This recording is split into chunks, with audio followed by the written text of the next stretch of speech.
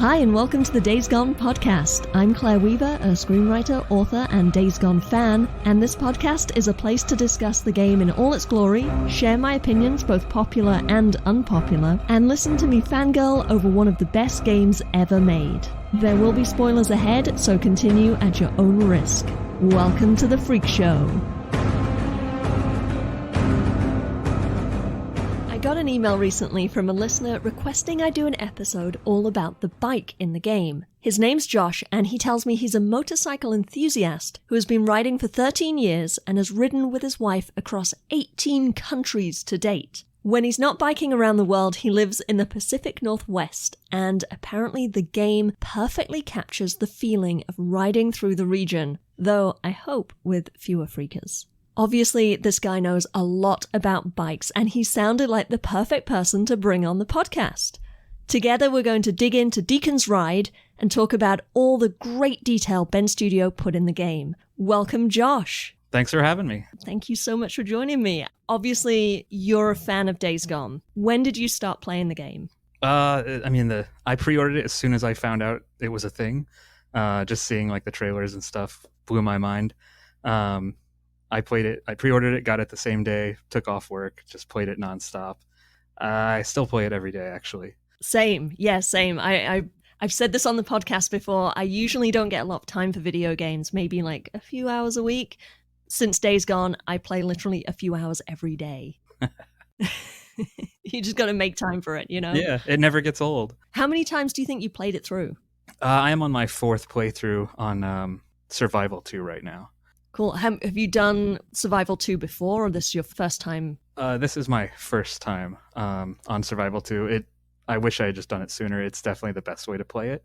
I am doing the New Game Plus, though, so you already have everything unlocked. Mm-hmm. So my next plan would be to play it as just a new game, like in Survival 2. I am in exactly the same boat as you. Yes, I'm doing Survival 2, New Game Plus. It's my third playthrough, so I guess I'm kind of a little bit like ahead of you, but also behind you. Maybe I should have played it through one more time. What part of the game are you at right now? I just crossed over the pass and killed the Rager Bear. Oh, okay. I just opened Lost Lake. So I'm like, oh, nice. A quarter of the way in, a third of the way in? That's arguably my favorite part of the game, though. Oh, Lost Lake is amazing. I tell you, it was when you do that mission to like take Boozer to Lost Lake, that was when the game really became special for me. That was the moment. I remember feeling it. Up until that point, I was like, oh, this is fun. I get to drive around. I get to kill zombies. There's, this sort of cool main character and this cool side character in Boozer, blah, blah, blah. Like, it just seemed very kind of like steady, even, but nothing radical about it. And then when you get to Lost Lake and you start meeting Ricky and Schizo and Iron Mike and the whole kind of vibe changes, it's so cool. Yeah, just when you take him, like you said, and the music kicks in. In that scene when you're taking Boozer to Lost Lake, it's like a very specific, I think it was Soldier's Eyes. Yes. That comes on. That is just like such a good moment in the game. You want to know something cool that I noticed this playthrough? So when that song is playing, as you drive up to Lost Lake, you see the Tealson Pass in the background, right as the line that says, "I'll be coming home soon," kicks in. Oh, wow, I did not notice that. I know, I saw it just last night. I was playing that scene, and I was like, oh shit, look, there's Tealson Pass. And then I heard that line, and I was like, oh my god, I bet they did that on purpose. As like a little foreshadowing. It was just, it actually almost made me tear up. Like, it was so emotional. I was like, oh yeah, I will be coming up. I'll be finding Sarah real soon. She's just over there. Yeah, the amount of attention to detail in the game is incredible. Absolutely. All right, let's get into the drifter bike, Deacon's bike. You know a lot about bikes and about different types of bikes. The drifter bike is kind of a hybrid. I think they say in the art book that it's like scavenged bike parts from different types of motorbikes. What, in your, like, I don't want to say expert opinion, but I guess I will say expert opinion because you're definitely more of an expert than me. What exactly is the drifter bike made from? Okay, well, so there's as many motorcycles, as opinions about motorcycles as there are motorcycles and styles and looks. But from what I can tell, especially Deacon being like an MC, like one percenter kind of person, he was definitely on like a kind of like a Harley, like a cruiser bike originally, and you could see that in the cutscenes.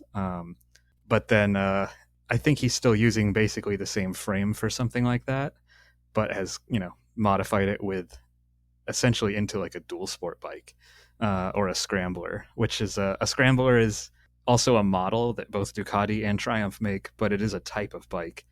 You would kind of identify these with like they have higher ground clearance than normal motorcycle. The suspension is lengthened. The exhaust pipe always comes up high on the back, and then you put like skid plate or kind of armor underneath, so rocks and trees and stuff you're bashing it on don't break your engine. Mm-hmm.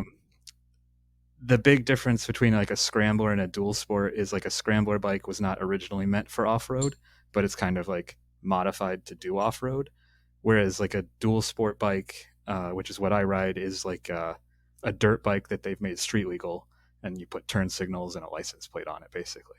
The biggest thing I thought was interesting is that no one else in the game has a bike like Decals, and I think they want you to feel unique and special. But almost every bike that anyone rides in the game is like besides Decals, it's a piece of junk. Like like one of the worst broken down Harleys. That's what everybody else has. Yeah, I was going to ask you about that because when you meet Ricky, Deacon makes some comment about her bike, or maybe it's not when you meet her, when you go out on a mission with her or something, and he makes some comment about that she's still riding that piece of shit bike, or whatever the line is. Yeah, I think it's like, you call that a bike? Yeah. And as a non-bike person, like, I can obviously see there's a difference, but I was never really sure kind of what makes hers a piece of shit and what makes his so special, because his also looks like a hybridized piece of shit, from obviously a modern point of view, like a present day point of view, because it's all like dirty and held together with zip ties and rags and things like that. It's obviously not like a well kept bike, and hers actually looks a little neater and not cleaner, but kind of more less hodgepodge and more like a kind of a proper air quotes bike. The biggest thing about her bike is that it has no personality whatsoever. It looks like a bike she just found in a shed and hasn't done anything with it. It's just still working. It doesn't have any improvements, whereas Deacon's bike, everything is improved. Yeah. Maybe not that early in the game, to be fair, but definitely by the end. Yeah, and it's obviously she's had that bike for a long time because, there's the whole backstory that she used to ride with Deacon and Boozer, and so presuming it's the same bike, and she's a mechanic, so she would, or like a mechanical engineer, but you see her like fixing up things, so she would know how to maintain something, and she would know how to improve it. So I don't know why she hasn't. Do you think maybe like with her being based in Lost Lake, she kind of doesn't need to? Yeah, I don't think normally Ricky's going out on runs as much, so maybe it's not like something she needs to like be dependable and survive on as much as like Deacon's really out there and riding super hard. Yeah. And he's riding like 2-up with Boozer and doing off-road at high speed. Like, I don't think that would be possible, but it looks cool. By 2-up, do you mean like Boozer's on the back? I don't know how big Deacon is. He's not that big, but Boozer's got to be well over 200 pounds. And when you have somebody that big over the back tire, even riding like with my wife, who's much smaller, I hate riding with a passenger, and she hates being a passenger. It throws off your weight, your balance. Every time you hit the brake, like they're thrown forward into your back. So, Boozer is an excellent passenger. I never see him do any of that. Let's talk a bit about Boozer's bike, because you see that in the game as well, and that seems like a very much a traditional modern era bike that just doesn't look like it would work on these kinds of roads. Yeah, Boozer's bike is still one of the cooler ones in the game, though, behind Deacon's. The other two bikes I would say that stand out would be Iron Mike's bike, and Captain Corey's bike is pretty cool. Like, they definitely have customized them. That being said, Iron Mike's, I just rode over the pass with him in the game, and like that, the engine is just insane on his bike. I think it has something like at least 6 spark plugs that I could see just upon like a quick look at it. That's a lot. Yeah, my bike has 1. Oh, Yeah, wow. It's just like an excessive a gigantic engine. I'm sure it could go very fast, but it would not handle too well off-road. It probably weighs over 1,000 pounds. Boozer's bike is pretty traditional, but you put the right tires on there and get the right suspension, and it would actually be okay. I do like his, I don't think it would be realistic, but his shotgun holster on the forks, that was pretty cool. It's like right on the right, if you're on the cockpit, the right-hand side of the fork, he's got like a holster for his shotgun. I think that would throw your weight off a bit, but it looks really cool. Speaking of making modifications to the bike, let's talk about how the game lets you upgrade the bike and kind of maintain the bike. Because I thought that was like a really cool dynamic within the world of the game, that you get to kind of choose how to prioritize like what you're upgrading, whether it's yourself, with your guns, or you can put your money into upgrading the bike. Do you know if there's like a specific order you should do that in, or what's kind of your take on how you approach upgrading the bike? In the game, I don't think that there's necessarily an order. It's kind of like what is available to you. I always upgrade the bike before I upgrade the guns personally, but in like, I don't think it matters as much, but like in real life, I just did both mine and my wife's. Like I paid someone to do professional suspension, and it makes a world of difference. That's probably the number one thing I would tell anyone to do on a bike is the suspension. If you do front and rear, it's like the bike could drive straight up a staircase, no problem now. So I would recommend that, but I don't know that it makes such a difference in the game. The other thing is a seat. Not that the game lets you, but if any stock motorcycle, if you're going to ride at any distance, you want a better seat. Your ass cannot handle it. Right. But that being said, upgrading the bike in the game is pretty accurate. I like that you have to go to a mechanic to do it, because especially in that situation, where else are you going to get those parts? Although I would like it if you could maybe find rare parts on people's bikes that you take down. That would be cool. Yeah, because you can sabotage the bikes, and there's some points where you see people doing patrols around, and you can just like shoot them off their bikes. Yeah, it would be cool if you could actually get something from that, because I know you can sabotage it and get the scrap, for like your weapons or your crafting the crossbow bolts and things like that. But it would be cool if those bikes were cool, because those bikes look like a piece of shit. Like, even I can tell they look crap. Yeah, and they ride like crap in the game too. But yeah, it would be cool if you could if they had like more variety, more character to those, and like you could maybe, when you see the patrols coming around, like maybe every once in a while there's a patrol on a really fucking good bike. Yeah. And if you can chase them down, they're like really hard to get, but if you could chase them down, you can scavenge from their bike and get like really cool parts. Like you can search every dead body that you kill. You should be able to search, and like random stuff will come out of it, like a random bike part. There should be stuff at Crazy Willie's. I think there's a bike, like when you go to get the fuel pump, there's a bike sitting there. Yeah, you should be able to like interact with that and get something more than the fuel pump. Yeah, that would be really cool. Maybe for the next one. Fingers crossed. Fingers crossed. How did you find the gasoline in the game? In my limited knowledge of bikes, as I understand it, bikes don't need that much gas.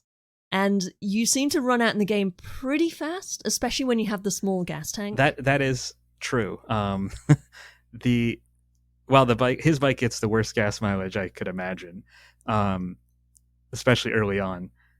Like my bike has a 2.6 gallon tank, which gives about 130 miles before the light comes on, and then you only have like 15 or 20.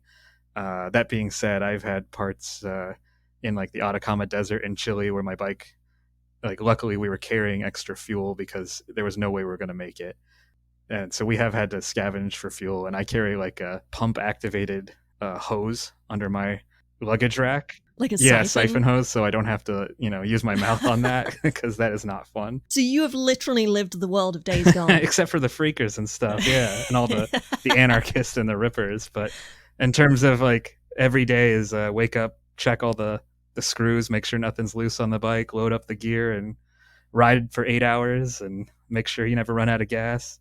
As a general rule, we try to fill up every 50 miles just to be safe and also to give our butts a break. Do you find playing the game kind of brings back memories of that? Oh, definitely. Especially because it's in the P&W, and that's where we live. And I especially like the part, kind of the early part of the game where you're up in the forest up north, and it's pretty accurate.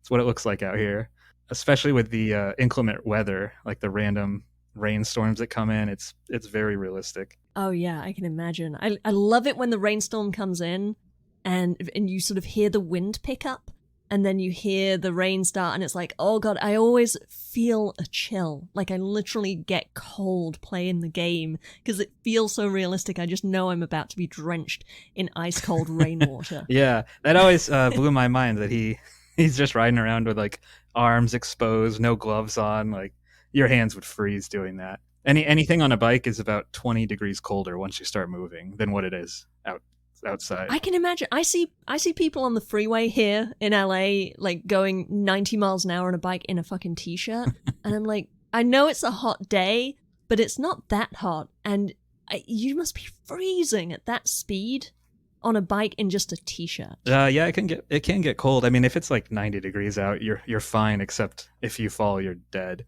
Well, yeah. So. Yes. I'm pretty sure if you fall at 90 miles an hour, you're probably gonna not fare well. Yeah. T-shirt or no t-shirt. Even if you're wearing like, full leathers and whatever, you're probably not gonna come out of that looking No, I doubt it. Another thing I wanted to mention about the gas, minor thing, but it's like 2 years later in the game, but gas only lasts for 3 to 6 months. Oh, I didn't know that. It will separate, basically, like the water in it separates, and you shouldn't run that in your engine. It could mess it up. Well, that's just ruined the entire fucking game. That's that being said, I don't know. Like finding it in a random tow truck seems weird, or that gas pumps would still have it. But at the same time, maybe they're manufacturing gas somewhere. They got a refinery. Like Mad Max style. I don't think so. You can treat gas also. Oh, you can? Yeah, I pour like a treatment stuff every time I put my bike away for the winter. It says it can last like up to a year, keep it stabilized, but I hopefully never have to find that out. But I used a lot of bad gas in like Mexico just because that's what they have available, and your engine will start backfiring constantly. So you have to put like fuel injector cleaner in to keep it running smooth. So that would actually be an interesting. I bet a lot of people would be annoyed by it, but if they put that as an aspect in the game too, like you also have to like find good gas or stabilizer or something. That could be maybe for the higher difficulty levels. Yeah, where not all the gas is good. Maybe it's just randomized, like you just fill up and then a wolf or something is coming at you, or a cougar, and you're like, oh, let me get out of here, and you jump on the bike and rev the engine, it just backfires and like stalls. And it's like, shit, that must have been bad gas I just put in. Yeah, that definitely feels realistic. I mean, some people want to make it where you have to eat to stay healthy and stuff all the time too, and not how I want to play it, but it would be cool if they had a feature for that. Yeah, maybe things that you could turn on and off. You could sort of select, I want the hardest game possible and the most realistic experience. And you could have, like, you have to eat, you have to go to the bathroom, you have to take a nap, you have to sleep, you have to get the good gas, all of those different things. It would be kind of exhausting, and I don't know if that would really add anything to the game, but I'm sure there's some hardcore fans out there that would want to see that. Yeah, I definitely think some people would buy it just for that. Speaking of having it be kind of interactive in that way of like you get to choose your experience, one of the things I really like about the bike is the decals and the visuals that you can add to the tank and to the frame paint and all of that.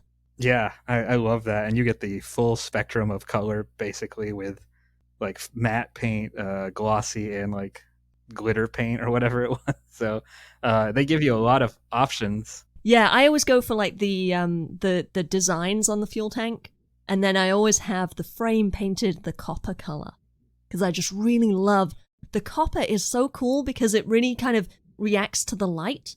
So sometimes it looks really dull and faded, and usually that's like when it's kind of sunny out, which sounds kind of backwards, but like it just sort of blends it in a little to the landscape. And then usually when it's like a sort of dimmer, more rainy kind of conditions, it starts to kind of sparkle a little bit. Like it just picks up on this extra little level of light and reacts to it and like reflects it. So you can kind of see it. It's almost like it's kind of camouflaged in the hillside or, in the landscape. But at the same time, it kind of draws the eye and you can find it really easily when I'm like running away from a horde or something like that. I'm like, where's my fucking bike? Yeah, it's always cool to see what other people like their screenshots. Like, I feel like I've never seen the bike that I ride in anyone else's game. What do you have? What design do you have? I tried to make it as close to my bike as possible, so it's got kind of like that tan cream color. I don't have it all upgraded as high as they want you to, like with the. I'm trying to think of what they call that. Like, it's not a spoiler. It's like on the front end. Yeah, the what do they call that? The mudguard? That thing over the wheel? It is the thing over the. It's not the front fender over the wheel, but like under the headlight that kind of like makes it more of like a beak in the front. It looks like a BMW, like a GS or something. Yeah, I usually don't put that on. I don't put the rebar windshield that he has, because that would definitely decapitate you. But mine's a lot smaller. Like, my bike doesn't have a windshield or anything. It's pretty low key, so that's kind of how I ride it in the game. It's not as powerful as it could be, but neither is mine, and I kind of like it that way. I think it makes you play a little different too. So, but I love seeing screenshots of what other people come up with. Yeah, I just max mine out with like all the good stuff, and then, like I said, I put all the thought into the just the designs that you can have on it. Like the full paint jobs they offer? Yeah. I think I had it on the one that you get for Ricky's storyline, like the blue, it's almost like clouds or something. And then I currently have one, I forget how I unlocked it, but it's kind of like it's a turquoise blue, and it has a like a Native American girl with like a headdress on it. Oh, yeah, I've seen that one. That one looks good. Yeah, it's really cool. I really like it for the blue. The blue and the copper combo is just, I love it. I can't do anything but that. It's my favorite. You should send me a screenshot of it. I want to see what your bike looks like. I will do. I actually, if you want, I have it on Instagram. You can pull it up right now if you go onto the Days Gone Pod Instagram. Yeah, it's kind of like that light blue and then dark blue green on the tank, like swirls. Yeah. Oh yeah, that's the one I got for Ricky. That's the it's kind of like clouds or something, and then the frame you can see is kind of like the sort of copper color. Yeah, it does mix really well. And you've even got like the copper rims on there. I know, and it just reacts to the light in such a cool way.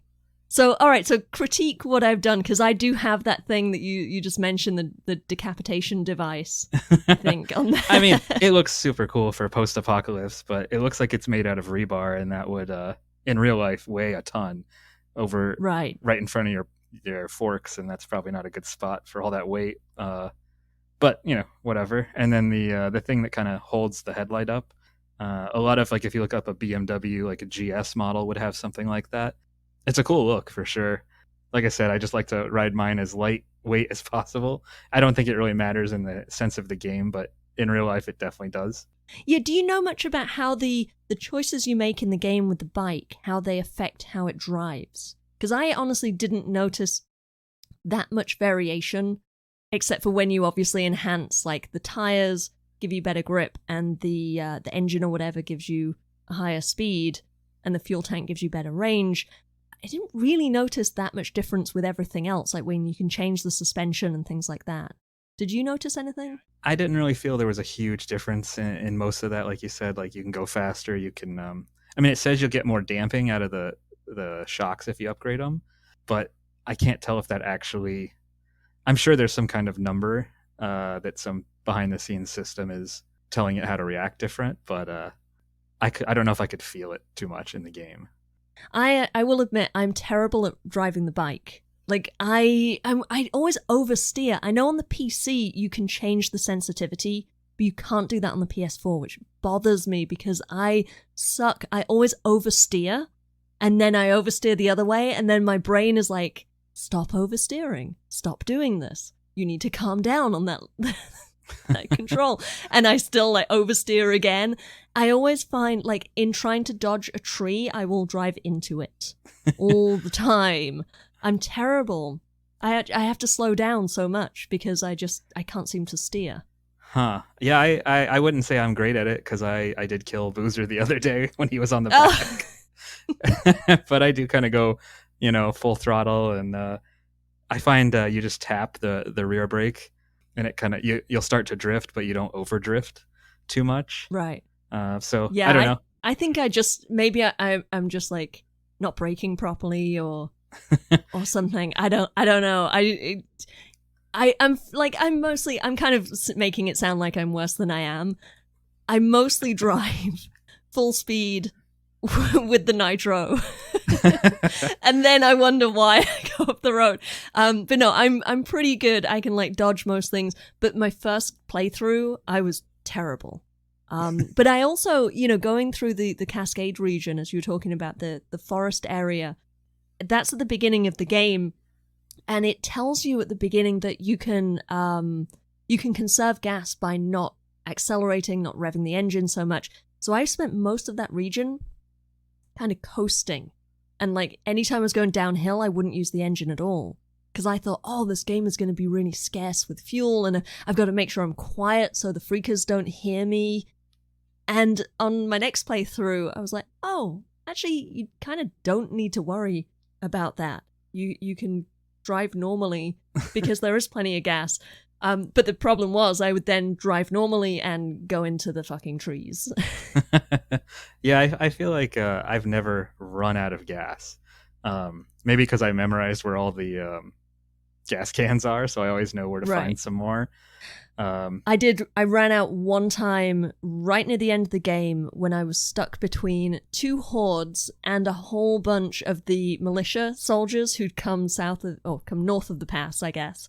Mm-hmm. And I was stuck in this one area and I could not find gas. And it turns out there was a tow truck right there and I didn't see it. And there were wolves and cougars and I couldn't get out of this place.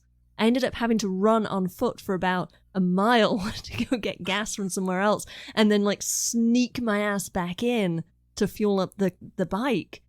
And then drove like 100 yards down the road and there was a tow truck. I was so mad. Was this in the Survival 2 difficulty? No, this was my first playthrough, so it was like normal. I think it was normal. Gotcha. Yeah, I was going to say that the Survival 2, the biggest, it's not even that much harder, but the randomness of things is pretty amazing. Like I was chased by 3 runners, which I, like on the bike, I killed them. And as I stopped to get off, I was attacked by 4 wolves, managed to fight them off. Then I saw a sniper light, and so I like rolled out of the way and saw a bear attack the sniper. So oh my god! I started shooting the bear. It charged off the hill and came at me, and right as I killed it, I heard the music for a horde, and I turned around and they were like coming back to their cave. And so then I had to outrun a horde, and it was like by the end I had no ammo left. But like, what a game. So. When something like that happens, that's always the time when your bike gets knocked over. Yeah. And the horde took I just want to get down. out of here. And you literally can't get on your bike because it's on the ground. Yeah. And it just takes too long to pick up. I hate that. I always leave my bike quite a ways away from any horde that I'm going to fight.